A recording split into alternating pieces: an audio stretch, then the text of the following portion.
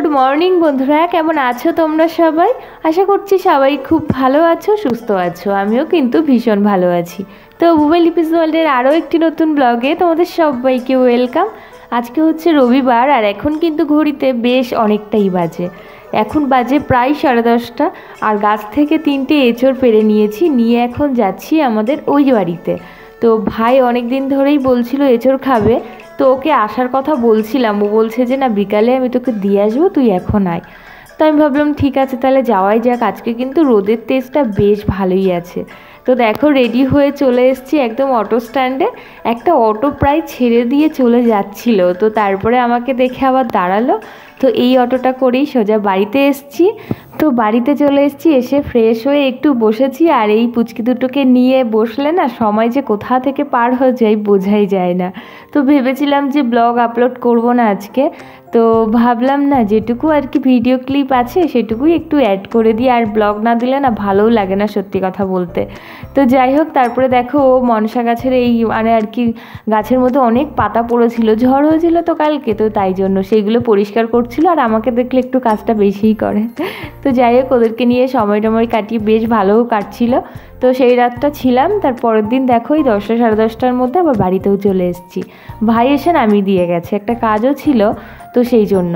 তো তারপরে বাড়িতে এসেছি, এসেই একটু ঘরবাড়িগুলো আগে পরিষ্কার করে নিচ্ছি, একটু ঝাড় দিয়েও নিচ্ছি। আর বেড কভারটা চেঞ্জ করব না, কেন কি কালকেই তো গেছি, ওই জন্য বেড কভারটা একটু ঝেড়ে নিয়েছি। আর ঘরবাড়িগুলো ঝাড় দিয়ে মুছে নেব, নিয়ে আবার স্নান করে নেব। আমি ওই বাড়িতে কিন্তু স্নান পুজো সব করে এসেছি। আজকে হচ্ছে সোমবার, মানে রবিবার আর সোমবার মিলিয়েই 2 দিনের ব্লগ অ্যাড করছি, তাও আবার ছোট হয়ে গেছে ব্লগটি। সারাদিনের ব্লগ তো আর মানে ভিডিও ক্লিপ নিতে পারিনি, ওই কারণে ব্লগটি এত ছোট হয়ে গেছে। তো ভাবলাম যাই হোক, যেটুকু হয়েছে তোমাদের সাথে একটু শেয়ার করি, তো এই জন্য আর কি। তো ঘরবাড়ি দেখো ঝাড়পোছ করে মোছা টোছা হয়ে গেছে।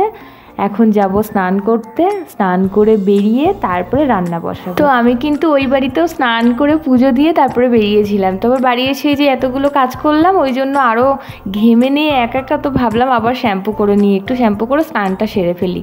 তো ঘরেও একটু পুজো দিয়ে দেবো।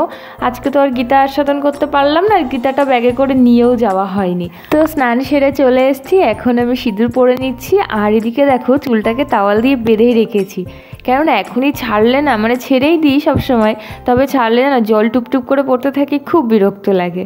তো ঘরে একটু ঠাকুরের সামনে গঙ্গা জল ছিটিয়ে দিয়ে একটু ধূপকাঠিও ধরিয়ে দিলাম, যেহেতু সকালবেলাতে পুজোও দেওয়া হয়নি। তো ফুল ছিল না, ফুল তো ঠাকুমা সকালেই পুজো দিয়ে দিয়েছে। তো পুজোটা দিয়ে ঘরে তারপরে রান্নাঘরে চলে এসেছি। এখন কিন্তু ভালোই বাজে। তো আজকে তোমাদের সাথে একটি রেসিপি শেয়ার করছি, এটা হচ্ছে এগ রাইস। তো ঝটপট মানে রান্না করে খেতেই পারো, ভীষণ টেস্টি হয়। তো তেল দিয়ে দিয়েছি, রিফাইন্ড অয়েল আমি কিন্তু ব্যবহার করি মানে রান্নাবান্নার ক্ষেত্রে। তো তারপরে পেঁয়াজ আর লঙ্কা কুচি কুচি করে কেটে সেটাও দিয়ে দিলাম, নুন হলুদ দিয়ে একটু বেশ ভালো করে ভাজা ভাজা হয়ে গেলে ডিম অ্যাড করে দেবে। এটার মধ্যে বিভিন্ন ধরনের সবজিও দিতে পারো, তবে সেটা শীতকালের ক্ষেত্রে ভালো হয় আর কি। এই সময় আর কি তেমন একটা তো সবজি পাওয়াও যায় না, তো বিনস থাকলে দেওয়াই যায়, বিনস তারপর ক্যাপসিকাম, তো সেগুলো ছিল না বলে ডিম দিয়েই করছি। তো ডিম 2টো দিয়েছি, বেশ অনেকটাই হয়েছে। আর এদিকে দেখো আমার ভাতটা রান্না হয়ে গেছিলো, সেই ভাতটাই অ্যাড করে দিলাম, দিয়ে ভালো করে একটুখানি মিশিয়ে নিতে হবে। সাথে আমি দিয়ে দিচ্ছি গোলমরিচ গুঁড়ো। তো গোলমরিচ গুঁড়ো, ধনে পাতা, এগুলো যদি অ্যাড করা যায় না ভীষণ টেস্ট হয়। তো ধনে পাতা তো এই মুহূর্তে নেই আমার ঘরে, মানে যেটুকু ছিল সেটুকু দিয়েই তুমি কিন্তু এরকম একটা সুন্দর রেসিপি বাড়িতে তৈরি করে খেতেই পারো, অসাধারণ টেস্ট হয়। আর আমার তো ভীষণ ভালো লাগে। তোমাদের কেমন লাগলো দেখে অবশ্যই কিন্তু জানিও কমেন্টে।